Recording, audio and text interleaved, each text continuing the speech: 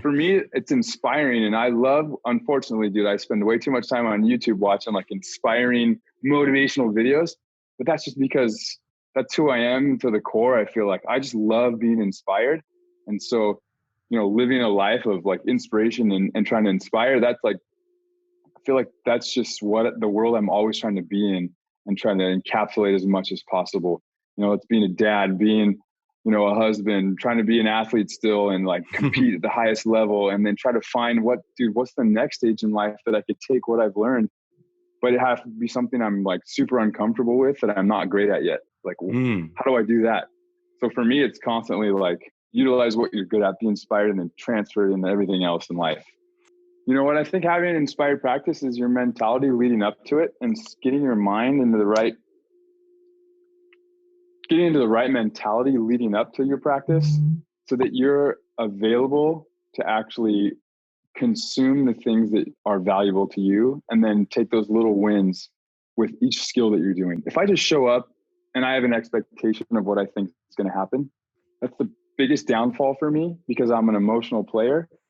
Right. And so then it's a kick, it's a Scotty Lane kick a ball into the water. So run down the beach and just start cussing in my hands, versus if I've come with a purpose and a plan, hey, I'm going to do some meditation. Hey, I'm going to show up and I'm going to work on making sure I dial in my jump serve down the middle. And whether I win or lose the drills, if I felt like I've improved at that specific skill, dude, I can walk off the beach and win. And that's what's changed for me the most, becoming more of a veteran player, is I'm able to like still have that emotion, but I have regulators that help me keep it in check so that the progress actually happens versus just frustration for the rest of the day. You have to build the right team around you, because if you have that right team, losing, winning, doesn't matter. Everyone's all together and we're all putting in the work, and we all have stories to tell, whether it was the worst loss ever or the greatest win ever.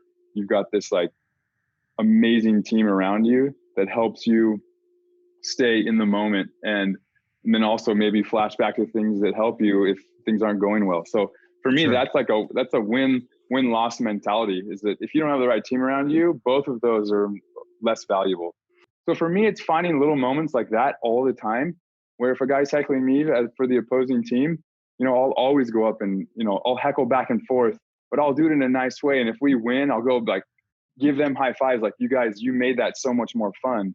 Thank you. Like it's a team effort in a way, And so I love being able to interact with the fans, positive, negative, doesn't matter. Like that part for me is like the essence of beach volleyball. So that's where I'm most comfortable, is in those moments. And when you're dancing and doing all your moves and hyping up the crowd, I mean, what is that? Like how much of the game do you give to that in that moment? Is it like just a 5-second thing and then you snap right back in? Yeah, that's a quick, 5 to 6 seconds. Once a great play happens, it's find that guy in the crowd. If DJ Roche hits a great tune, it's, oh dude, this is time to dance, because you're just letting out how you feel. And so, that's those moments in between and those highlights that's just me being able to like be me. Cause there's so much expectation within yourself, and then actually getting those wins and then looking back and realizing what it actually took to get there puts you in that immediate moment now where you feel like, dude, this is maybe too hard, or this is a really stressful scenario. When in reality, it's not. You're just creating that out of nowhere. You're putting that on yourself. Right. So if you have somewhere to reference from, like those experiences for me is a perfect reference for me to pull in and be like, no, I can handle anything. I just have to figure out a process. It's a new process. Let's figure it out. Let's do it. So for me, that's absolutely something I reference in like everyday life. When I'm playing a 12-year-old who loves beach volleyball and I go play a pickup game, I'm going to dig every ball because I'm not stressed this kid's going to like hammer a ball. He's going to shoot every time. So I'm just chilling and I'm able to go do that. Now you got Phil hitting at you. There's a lot more stress, right? And you try to overthink what's going to happen. So you end up just like mentally exploding before he attacks the ball because you don't have a calm, free mind. You're stressed out and you're overthinking everything. So if you can go find that game that you played against a 12-year-old and apply it to when you're playing Phil and be okay with letting him hit a 2-foot line hammer, but getting the ones that you need to get, that's that flow state where you're okay with him throwing some stress and you're either dodging it, deflecting it, or sending it back so that you can stay calm and you can read the situation better. Can you mention just a few specific tools that you would use in that moment to try to find that flow state? I think breathing is probably one of them, that full deep breath. Can you just expand on that a little bit for you?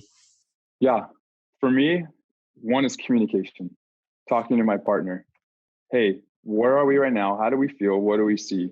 Those things right there is like, okay, let's eliminate preconceived notions of what we think they're thinking as well. Let's eliminate all that confusion and come together. Second, it's like, okay, let's take some deep breaths. Let's calm each other down. That's something that I use a lot in a serve receive or tight pressure situations. Hey, be free. And Jake and I used to talk about that a lot. Hey, let's be free. Love that. Let's reset. That was something that he got from Stein. Reset. And so before every, let's say there's a tight match and they finally score a real point on serve receive, we'd always talk to each other. Hey, reset. And so it would just be like, boop, okay, flip the switch on and off again. All right, let's start fresh. Let's not let it keep going and let them get multiple points. I love that, because that's like a keyword that just kind of snaps you right back in. Yeah. Dude, I love that. And I love that he grabbed that from Stein and kept using it. That for me, that was, I was in charge of saying it too. So, I adopted it and ran with it. And like set, he was probably sick of hearing it, but it really does, dude. It really works. There's a thing that Tyler Hildebrand used to have us do that Karchi did, where he'd rub his fingers together so slowly that you could feel the finger, like the indents of your fingerprints on your thumbs. And what it does, it takes your mind into like a sensory feeling. We're like, okay, can't think of anything else. Dude, all those little things, turning around, looking off into the court, stepping off the court, stepping back on. I think having a multiple lineup of these things is really the only answer to successful outcomes and what you want to achieve. It's kind of funny. Like me kind of being loud and entertaining and crazy and talking trash mid-swing or yelling at Troy or whoever not to pull on me or what are you doing? Like when we're doing defense drills, I always say those things and imagine them every time because it inspires me. Ty Trambly used to train in Huntington with dude. I love training against and with. Shout out Ty Trambly. Dude, Ty Trambly. He'd be on, let's say he'd get early and get court one. I'd be already upset that he got court one. I'd go to court two. And then we'd be doing defense transition, coach on the ladder, hammering. And I'd just be yelling it like I was playing Ty and talking to him the whole time. Scooping him, you're easy. And then why are you running line, hitting angle? Like I was practicing those things. So then in the match on like a stadium court, dude, that felt normal and natural. Mm-hmm. So 100%, you practice those things that help you find that comfort and that level of like in the moment zone flow state. 100% I practice those. That's cool, dude. That's really good to hear. Expand on this more. Where do you get inspiration from? And before you answer that, I think you get inspiration from everywhere. Dude, you nailed it. I love it. Man, from watching an inspirational Disney movie, dude, to watching film on YouTube of guys that I used to look up to in high school, like going back, dude, it's weird because watching a John Hyden when he had the huge Billy Goat thing in the Olympics come in and just take over and lead that team when he wasn't really getting a lot of playing time. He comes in, he's hitting an X2 ball and thumping.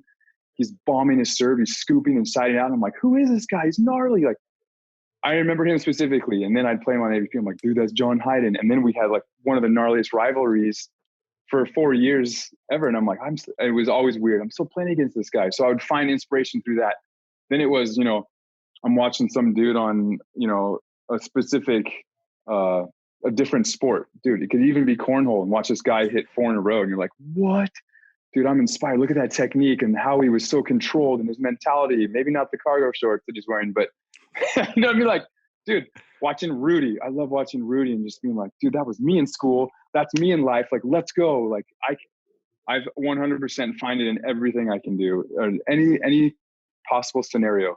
Going to a restaurant, the server's killing it. He's keeping us laughing. He's not interrupting us too much. Like, dude, I'm inspired by this guy. I got to know his name. Dude, it's everywhere.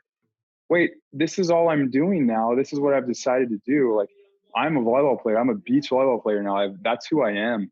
What do I do? I don't have any way of making money. I don't know where am I going to live? What am I going to do? And I was just newly married. I had a kid. Like, dude, how am I going to provide my family? It was like really scary. And so instead of trying to find a different path, I was just stubborn in a way. I was just too stubborn. And I decided I'm going to keep volleyball as a priority and still make it happen. I would go get jobs. I went back to indoor and got jobs in Puerto Rico. I would go and play overseas. I went and played in Japan on their beach tour for a whole season. I went and got, and they would sponsor me, and I started playing with Brad Keenan on the world tour. And that was my first experience on the world tour and kind of qualifying. And so I just did whatever I could. I was coaching 3 club teams, 2 high school teams, coaching privates. I would wake up at 4, train people as a personal trainer at a gym until like 7. And then I'd go back and then get ready for practice. And then I'd go coach at night. Dude, wow. It was gnarly, but I just did whatever I could to make it happen, because I had this like weird internal feeling like, hey, this is what I'm supposed to do.